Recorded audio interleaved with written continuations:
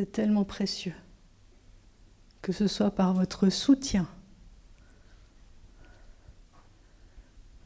que ce soit dans le service. Certaines personnes, on les voit plus que d'autres, mais ça n'a pas d'importance. Que chacun de nous sachions que nous sommes précieux dans le corps de Christ. Précieux. Et sans vous, le corps de Christ ne serait pas pareil. On a une responsabilité, on est important. L'Église, avec un grand E, a besoin de chacun de nous. Et l'Église locale, d'autant plus. On a un lieu d'appartenance où il est bon de vivre, où il est bon d'œuvrer pour le Seigneur, où il est bon de partager, de se soutenir, de s'encourager.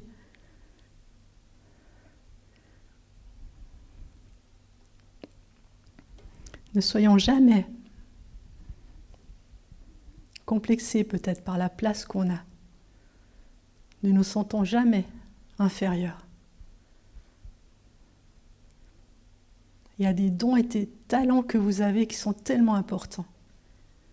Il y a votre personnalité qui est tellement importante.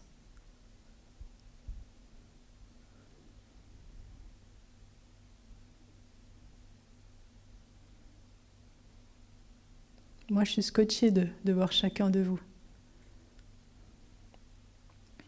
Je suis reconnaissante de voir chacun de vous.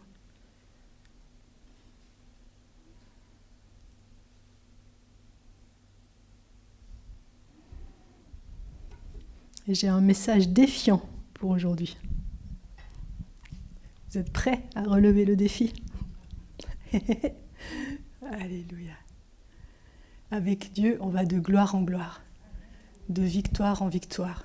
Et quand on marche avec lui, on doit lui ressembler chaque jour davantage. Certes, on a des hauts, des bas. On est humain, on a nos émotions, notre chair qui est là. Mais nos bas d'aujourd'hui seront plus bas que demain. Enfin, vous voyez ce que je veux dire? Ça monte quand même. Ça monte, ça monte, ça monte, ça monte. S'il y a une courbe, elle est en direction du ciel.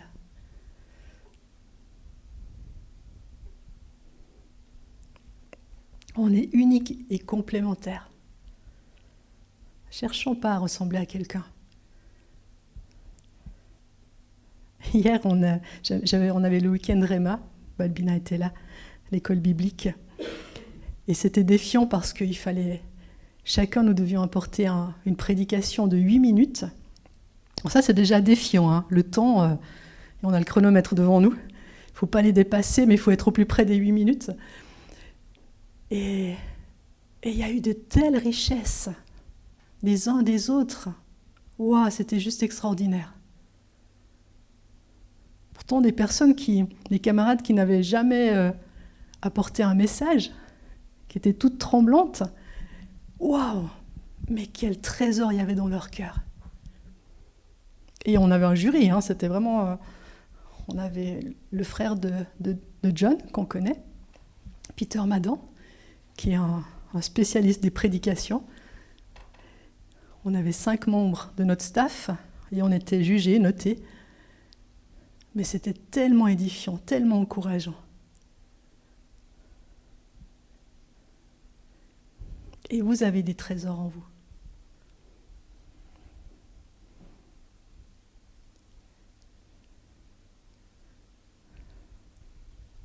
Alléluia. Dis à ton voisin qu'il est unique.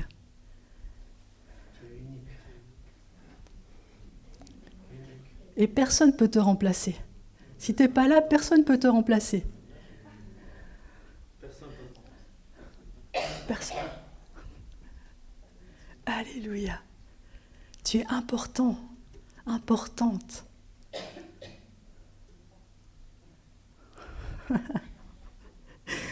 Alléluia. Quelle diversité, quelle beauté dans le corps de Christ. On va voir ce qui nous incombe de faire. Prenons 2 Timothée, chapitre 2, verset 20. Dans une grande maison, il n'y a pas seulement des vases d'or et d'argent, mais il y en a aussi de bois et de terre. Les uns pour un usage vil, les autres pour un usage noble. Dans une grande maison, nous dit Paul, dans la grande maison de Dieu, il y a différentes sortes de vases. Des vases ordinaires et des vases nobles. Un vase, c'est quoi? C'est un récipient, ça peut être de différentes formes, différentes matières, qui est fait, conçu, pour qu'on mette quelque chose à l'intérieur. Je ne pense pas que vous mettez un vase vide au milieu de la table. Ce serait bizarre. Ce qui est important, ce n'est pas le vase, c'est ce qu'il contient. Ça peut être des fleurs, ça peut être à l'époque, ils utilisaient les vases pour la farine, pour l'huile, pour les céréales. Ce qui est important, c'est ce qui est à l'intérieur. Et Paul nous dit que dans la grande maison de Dieu, il y a différentes sortes de vases. Nous sommes ces vases. Alors, chacun avec notre forme, peut-être notre couleur différente. Mais ce qui est important, c'est ce que ce vase que nous sommes va contenir. Pourquoi il est là? Quelle va être sa fonction?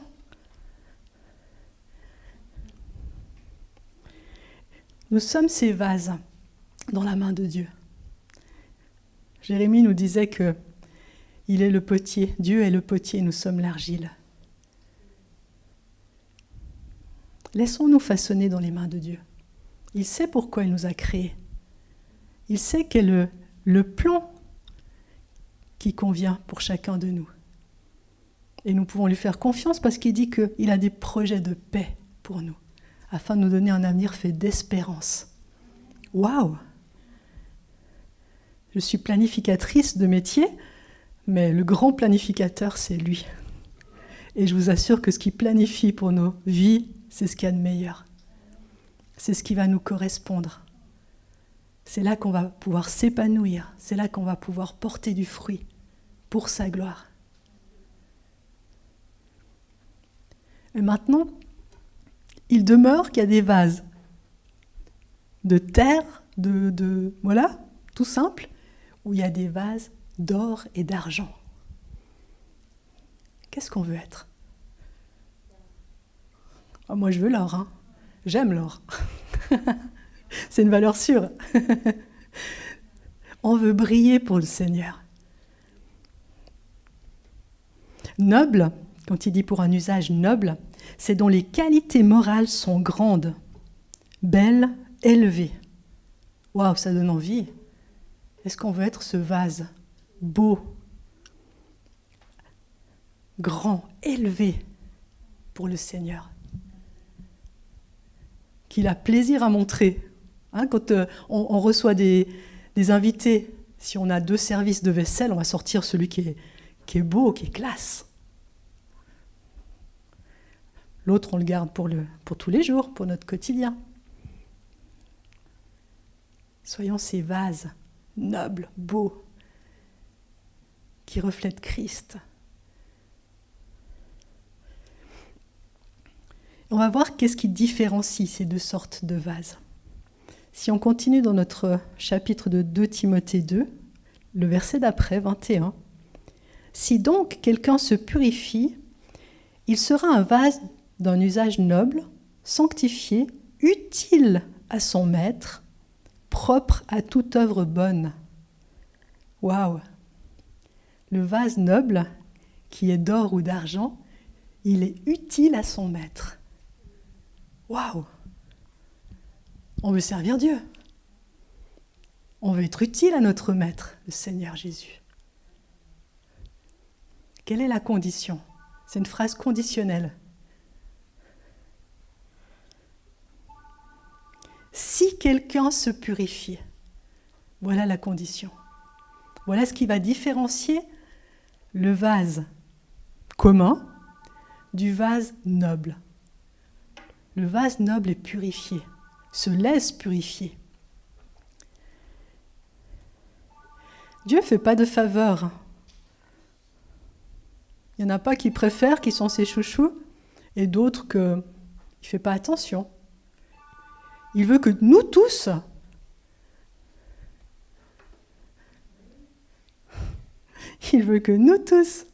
nous soyons ces vases d'or. Alléluia. Nous tous. Donc, ça va être conditionnel et ça doit être intentionnel, notre réponse. Est-ce qu'on veut? Oui, amen. Alléluia. Alors laissons-nous purifier. Et ça va faire la différence. Alléluia. Est-ce qu'un vase sale est utilisable? Non. Si vous venez chez moi que je vous offre à boire dans un verre sale, repartez en courant. Ou dites-le moi, je le relave. Non. Un vase doit être propre pour être utilisé par le Seigneur. C'est basique. Laissons-nous laver par le sang de Jésus. Et vous savez, c'est fait, c'est établi. Christ est mort à la croix, il a versé son sang pour qu'on soit purifié de tout péché, qu'on soit lavé de tout péché. Ne laissons pas notre passé peut-être honteux nous condamner, nous bloquer. Vous savez, l'ennemi de nos âmes, il est champion pour venir nous rappeler ce qu'on a fait, qui n'était pas terrible. Mais rappelons-lui qu'on est lavé par le sang de Jésus. Et si on devait refaire une bêtise, demandons pardon et on est à nouveau lavé. Vous savez, Jésus a dit, je suis le chemin. On marche, on chemine avec lui. Est-ce qu'on est parfait? Pas encore. On le désire.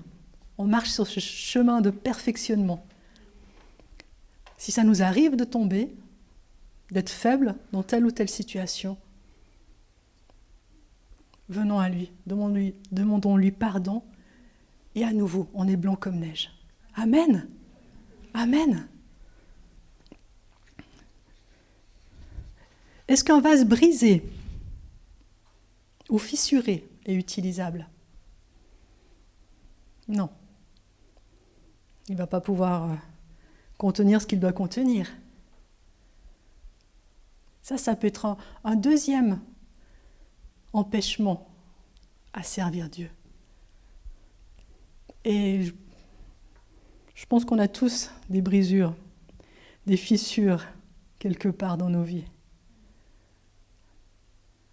Je ne sais pas vous, mais jusqu'à ce que je connaisse Christ, waouh, il y en a qui se sont régalés à taper sur mon cœur. Parfois moi-même, je me suis mis dans des situations où j'ai pris des coups. Et quand on vient à Christ, on peut être tout cassé. Mais que ce ne soit pas un empêchement, parce que Christ est venu aussi pour guérir les cœurs brisés.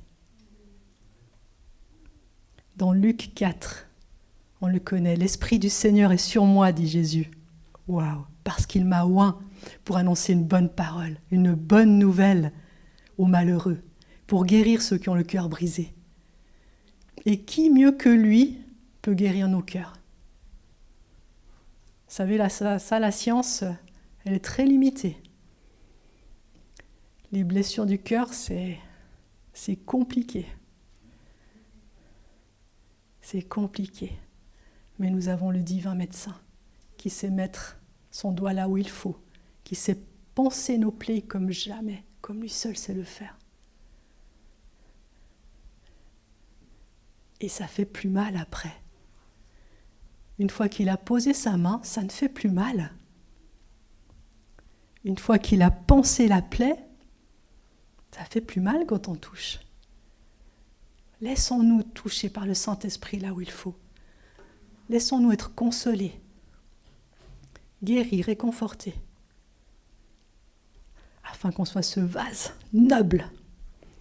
Alléluia. Est-ce qu'un vase tordu est utilisable? C'est pas très beau.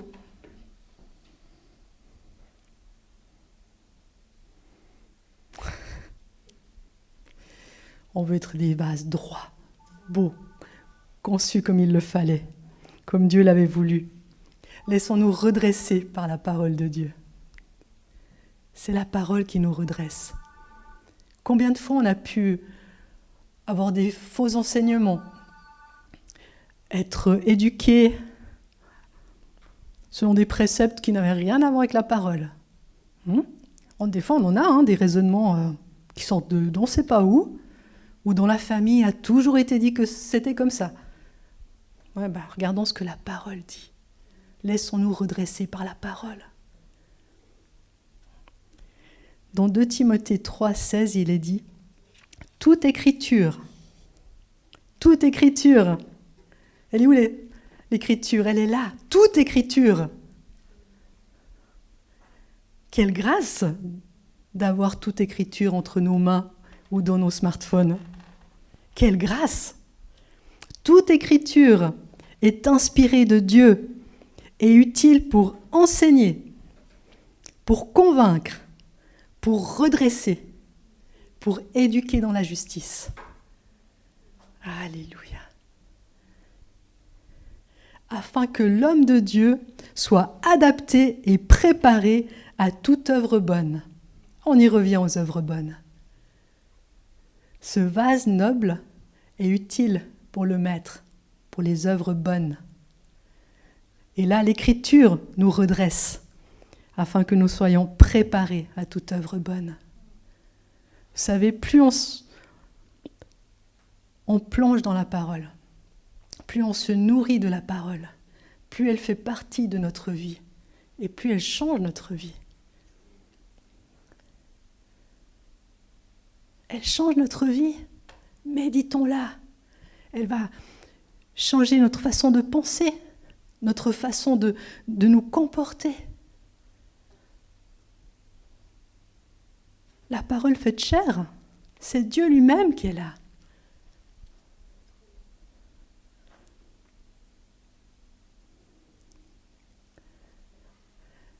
Et tout ce travail, c'est avec l'aide du Saint-Esprit. Nous, ce qu'il faut, c'est quoi? Est-ce qu'on peut se changer nous-mêmes? On peut aller un petit bout, mais on est vite limité.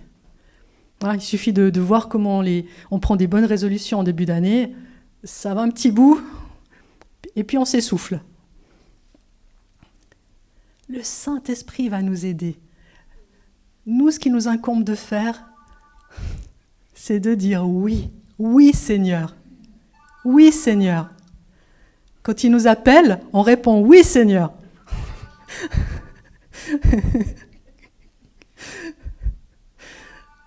Alléluia.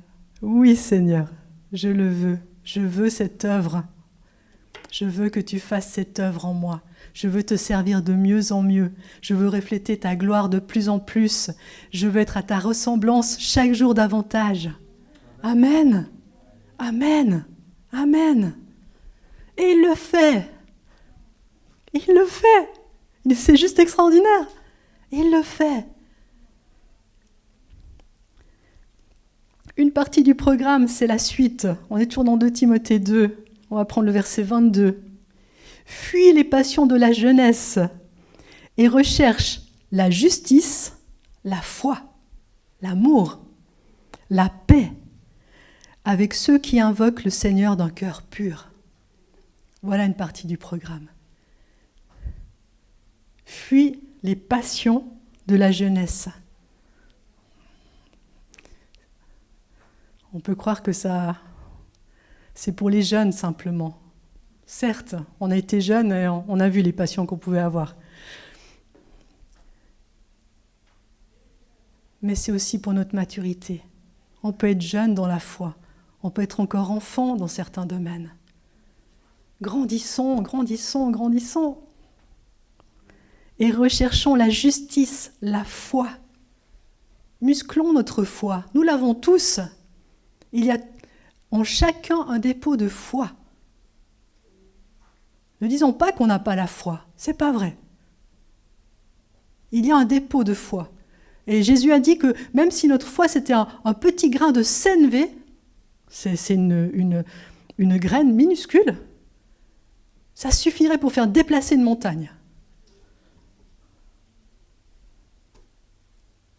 Un grain de sénévé, une graine de foi, ça suffit à déplacer une montagne. Alors disons pas qu'on n'a pas la foi. Si on est là, c'est qu'on a la foi. Sinon, il y a 1000 choses à faire ailleurs. Mais musclons notre foi, utilisons-la. Soyons violents pour le royaume de Dieu. C'est quoi être violent pour le royaume de Dieu? C'est être ferme dans ce que Dieu nous a dit. C'est être ferme dans les promesses qui sont pour nous. Seigneur, tu as dit ça, je le crois. Et je vais être têtu jusqu'à ce que je le voie. Ça, c'est la foi. Parce que je sais que c'est accompli. Ma guérison, elle a déjà été accomplie. Et je ne lâcherai pas jusqu'à ce que je la voie. Alléluia. Et je la proclamerai jusqu'à ce que je voie la promesse accomplie.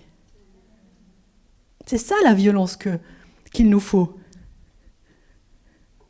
La violence dans l'esprit. Combat le bon combat de la foi, disait Paul.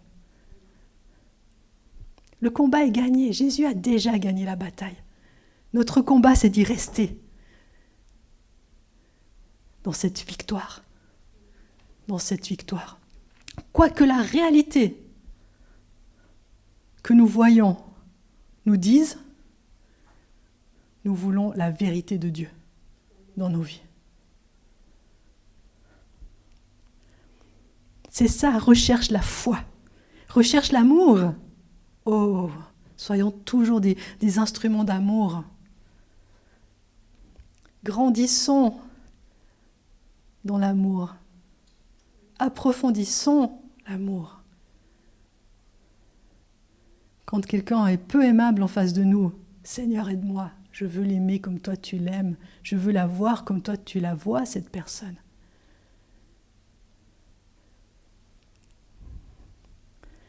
Recherchons la paix. Ah ça, vous savez, la paix, ça sent bon. Quand une personne de paix est près de nous, ça sent bon. Il y en a tellement qui cherchent les querelles. Quelqu'un qui amène la paix. C'est bon, c'est doux, c'est agréable. Et on sera toujours ce vase de plus en plus poli, de plus en plus travaillé par le Saint-Esprit et de plus en plus utile à notre Maître dans la maison, dans la grande maison de Dieu. Grandissons dans la maturité spirituelle.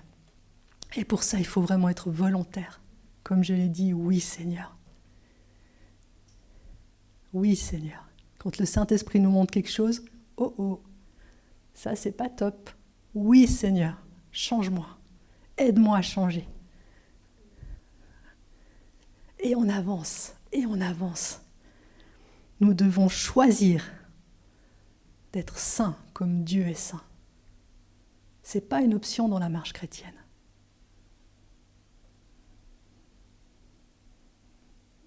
C'est la normalité. Choisissons d'être saints comme Dieu est saint, comme il nous le demande. C'est notre choix et c'est son travail en collaboration avec nous.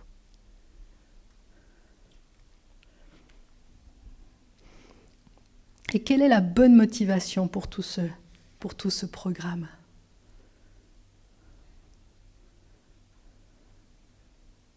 Avec Dieu, c'est souvent une question de motivation. Deux personnes peuvent faire la même chose, mais une n'aura pas beaucoup de valeur, parce qu'elle a fait que les mauvaises raisons, pour se faire voir, avec un peu d'orgueil. Et l'autre qui aura fait la même chose, elle avait un cœur bien disposé, et ça, elle aura sa récompense. Quelle est la bonne motivation ? C'est l'amour. Seigneur, tu m'as aimé. Tu m'aimes et tu m'aimeras pour l'éternité. En retour, je veux te plaire. Je désire t'être utile.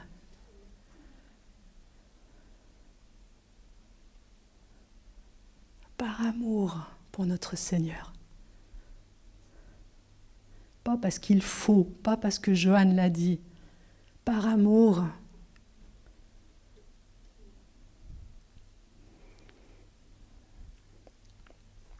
On va terminer avec ce verset de Éphésiens 2, verset 10. Car nous sommes l'ouvrage de Dieu. Alléluia. Ayant été créés en Jésus-Christ pour de bonnes œuvres que Dieu a préparées d'avance afin que nous les pratiquions. C'est presque trop facile. On avance dans les bonnes œuvres que Dieu a préparées d'avance afin que nous les pratiquions. Il faut juste avancer. Il faut juste le vouloir. Oui, Seigneur, je continue à te suivre. Parce que tu en es digne. Parce que tu es bon. Parce que tu aimes. Tu m'aimes, tu m'aimes, tu m'aimes et je veux t'aimer en retour. Désirons être ces vases d'or. Toujours davantage. On va terminer en priant. Seigneur, je te remercie pour tout l'amour que tu as pour chacun. Quelle grâce de te connaître. Quelle grâce de t'appartenir. Quelle grâce de pouvoir te servir. Merci pour ta présence dans nos vies. Et nous voulons porter du bon fruit pour ta gloire. Moi, je désire, je ne veux pas parler au nom de mes frères et sœurs, mais moi, je désire que tu continues ton œuvre en moi, afin que je sois toujours plus utile, afin que je sois toujours plus à ta ressemblance. Et vraiment, merci Saint-Esprit pour cette œuvre que tu fais avec tellement de douceur, tellement de tact. Tu nous connais mieux que nous-mêmes, même. Tu sais ce qui coince encore, ce qui nous chicane, ce qui nous bloque. Merci pour l'œuvre que tu continues. Et merci parce que tu as promis que ce que tu avais commencé en nous, tu allais le terminer. Que toute la gloire te revienne, Seigneur. Amen.